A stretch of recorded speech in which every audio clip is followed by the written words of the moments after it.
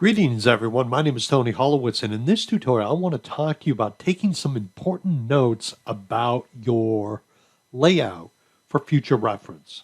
So I'm going to go in and click on Tools. I'm going to go to Design Layouts, and I'm going to choose Contact because we're on the Contact layout.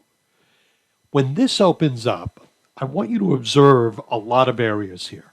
First, I want you to observe that we have labels. When I click on it, there's a box around it. Contact. We have certain fields over here that are gray in the background. We have a background color here that's gray. So the first thing I want you to really think about is this. I want you to make note of some of the styles that have been applied to some of the items here in Act. So for example, I'm going to come over here and click on Contact, and when I do that, I want you to observe up top that this font is Tahoma, and it's Tahoma size 12. In this drop down, this is the colors you can choose to make that. Now, it appears this is a black color or maybe a slightly off black, but I'm going to assume it's black. If I wanted to change this color, I could go up and click on a different color. Let's give it an extreme. Let's go orange. Let's give it a different font. Let's give it a different size. So the reason I want you to be aware of this is because, to me, it is important to come in and make note of certain aspects.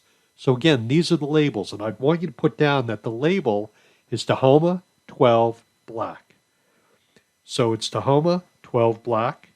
Next, I want you to go look at the fields. I'm going to have you click on any field, and I want you to observe that this is Tahoma, but the size is 13.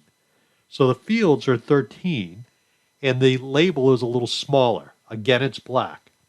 The background color of this field is white. You can change the background color. You could make it red if you wanted to. You can make things bold, italic, underlined.